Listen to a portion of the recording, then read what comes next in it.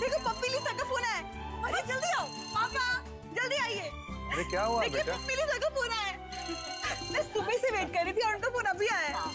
देखना जरूर कोई गुड न्यूज देने के लिए फोन किया होगा इन्होंने। अरे लाउड स्पीकर पे लगा, हम भी सुनेंगे गुड न्यूज। ऑफ कोर्स दी।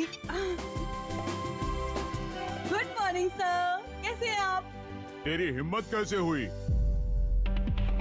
ऐसी बात करने की? तुमने मेरे साथ बहुत बड़ा फ्रॉड किया है। मैंने तुम्हारा डिजाइन शोकेस किया और तुमने मेरा गॉन केस बना दिया। तुम मेरे लिए काम करती है या उस पर्दाफाश चैनल के लिए? तुम में 1 पैसे की शर्म नहीं है।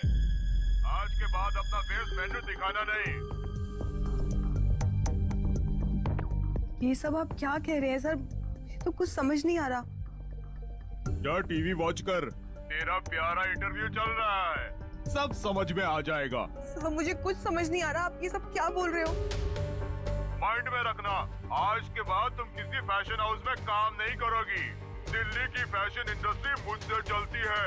मैं तो तुझे नौकरी से निकाल ही रहा हूँ और देखना मेरे अलावा भी कोई तुझे काम नहीं देगा, ये मेरी गारंटी है। सर पर सर सुनिए, सर मेरी बात तो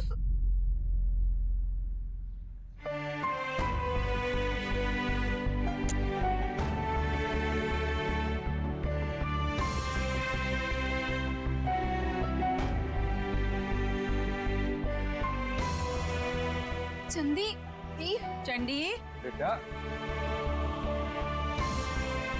चंदी। नमस्कार, 360 न्यूज में इस घंटे की खास खबर। आज के बाद लोग इस डिजाइनर के बने हुए कपड़े कभी नहीं पहनेंगे, क्योंकि ये कंपनी बाल मजदूरी कानून के तहत बंद की जा रही है। आदिवासी बच्चों से बाल मजदूरी करवाते हैं और सस्ते कपड़ों का लेबल चेंज करके उसे 10 गुना दामों में बेचते हैं। और हमारे स्टार इन्वेस्टिगेटर डीलिन शेखावत ने पप्पी ली के असिस्टेंट से कैसे सच्चाई उगलवाई है। हमारे फैशन हाउस में कोई छोटा मोटा काम नहीं होता। 100 का 1 लाख कैसे बनाना है ये तो सिर्फ हमारे पप्पी ली सर ही जानते हैं।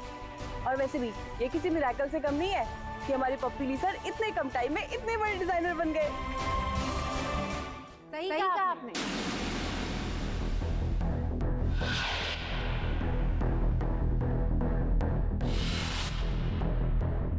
आप हीरो नहीं विलेन हैं।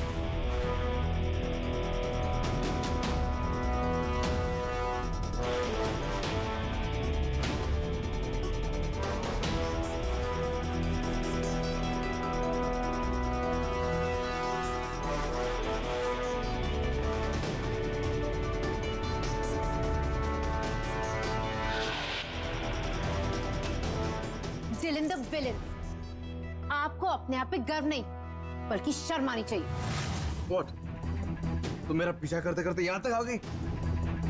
ये तुम्हारा कॉलेज फंक्शन नहीं चल रहा है। This is a channel, it's an office, यहाँ मीटिंग चल रही है, समझी तुम? एंड नाइस टाइमिंग है by the way. Dylan villain very innovative. हमारी बकबक हो गए, बातचीत हो गई, just get out from me right now. What? And if you think वो पप्पी स्टोरी की तुम ड्रैग कर सकते हो, you highly mistaken ma'am, because तुम जानती नहीं हो मैं कौन हूँ। अच्छे से जानती हूँ मिस्टर डिलन शेखावत। तुम इस कमरे में झूठी वाहवाही और तारीफें बटोर रहे हो, जबकि तुम्हारी सच्चाई कुछ और है। तुम सिर्फ बदतमीज और बेरहम ही नहीं बल्कि बेईमान भी हो, ये मैंने आज देख लिया। Just what are you saying? Excuse me, lady. No, I will not excuse you, क्योंकि मैं जो कहने आई हूँ वो मैं कह के रहूंगी। तुम्हारी हिम्मत कैसे हुई अपने टीवी चैनल में गलत इंटरव्यू दिखाने की? हाँ, दूसरों की कही हुई बातों को तोड़ मड़ोड़ के यूज करना, ये तुम्हारा जर्नलिज्म है। तुम्हें कोई आइडिया है कि तुम्हारी इस हरकत से किसी की लाइफ बर्बाद हो सकती है, किसी का करियर खत्म हो सकता है? मेरी स्टोरी झूठी नहीं होती, मेरी स्टोरी इनकरेक्ट नहीं होती, अंडरस्टैंड? हमने उस फैशन हाउस का पर्दाफाश किया है। वो गरीब आदिवासी बच्चों का फायदा उठा के लाखों रुपए कमाते हैं। लेकिन तुमने उसमें मेरी बहन चंद्रलेखा ठाकुर का इंटरव्यू मिसयूज किया है। लिसन, उसका इस कंट्रोवर्सी से कुछ लेना देना नहीं था, बट तुम्हारी वजह से आज मेरी बहन का करियर खत्म हो गया है। मिस्टर डिलन शेखावत, आज मेरी बहन तुम्हारी वजह से रो रही है, ओके? उसकी आंखों में आंसू है?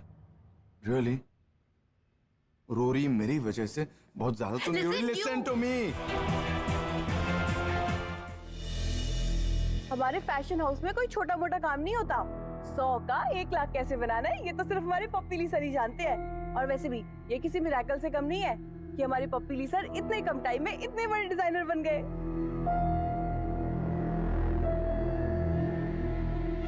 क्या ये? What the hell is this? इसका मतलब वो पागल लड़की सही कह रही थी। बाइट्स को इधर उधर से उठाए गए।